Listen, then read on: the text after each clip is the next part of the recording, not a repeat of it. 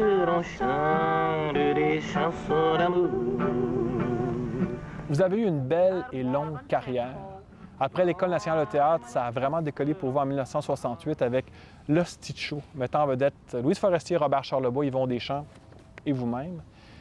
Quel souvenir gardez-vous de cette époque magique, en fait? Alors, nous, on était des obéissants. On n'avait pas envie d'obéir. Alors, on s'est inventé quelque chose qui nous permettait de faire à peu près ce qu'on voulait avec beaucoup d'inconscience. Quelque chose qui n'aurait pas été accepté maintenant, parce que maintenant, tout est formaté, puis on peut plus faire ce qu'on veut, là. L'Hostie de Show n'aurait pas pu voir le jour en 2020? Ben non, c'est une idée de fou.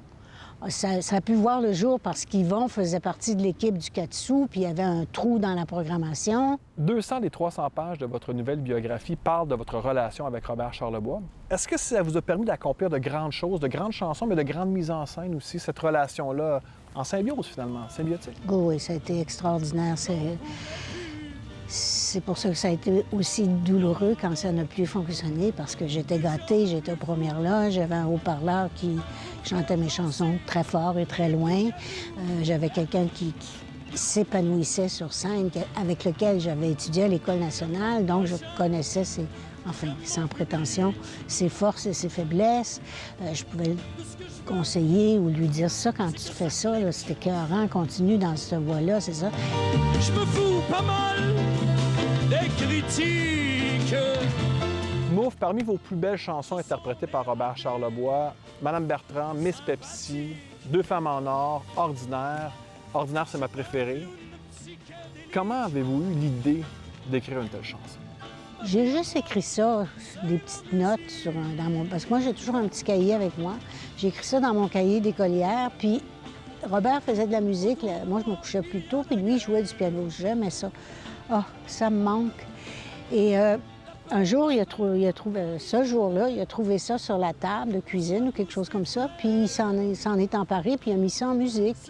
Et le lendemain matin, il m'a dit « Ah, j'ai fait une toune sur tes paroles. » J'ai dit « Quelles paroles? » Tu sais, moi, c'est tout le temps comme des réflexions, un journal, c'est pas pour vrai.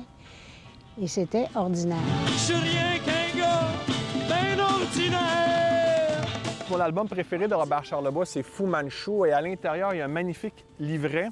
Vous signez là-dessus la chanson Le Mur du son, mais il y a un livret où on voit Robert Charlebois, le pape du showbiz, et au-dessus du pape, qui on voit? Ah, je suis au-dessus. On voit Mouf. Oui, c'est parce que je suis une sainte. Moi, ils me mettent je suis plus élevée parce que c'est ça. C'est ma sainteté qui plane. C'était quoi l'idée, le concept? C'est pas mon idée, c'est pas moi qui ai fait la pochette. Il arrivait beaucoup de choses à cette époque-là. Hein. C'était foisonnant. C'était la plus belle époque pour être jeune et pour créer. C'est pour ça que j'ai permis que Carmel écrive ma biographie après 15 ans d'insistance. Puis je disais non, tu vas me faire mourir, parce que j'ai travaillé avec Gilles Vigneault. J'ai fait des ateliers d'écriture pendant 7 ans. Pour apprivoiser l'humain, je tourne le mot jardin. Et il m'a dit, quand on a été gâtés par la vie, qu'on a eu la chance de rencontrer des gens intéressants qui nous ont appris des choses, tu as un devoir de transmission. Il ne faut pas être égoïste, tu ne vas pas t'en aller au ciel ou en enfer puis emporter tout ça avec toi. Il faut que tu le partages. J'avais jamais pensé à ça avant. Moi, c'était toujours mon intimité, ma vie privée, etc. Et c'est pour ça que j'ai accepté de faire une bio, pour raconter et partager ces petites choses. Je n'ai pas changé le monde, là. Je me prends pas pour, un 7-Up, là. Je ne suis pas Nelson Mandela, je le sais. Mais j'ai fait ma petite part, j'ai essayé de le faire honnêtement, avec tout mon cœur, tout ce que j'avais. Parce que c'était ma passion.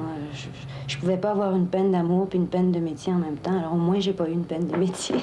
Après votre rupture amoureuse avec Robert Charlebois en 1976, vous avez entamé une deuxième partie de votre carrière, beaucoup de mise en scène, entre autres en 1984 pour le spectacle Marie-Girose de Diane Dufresne.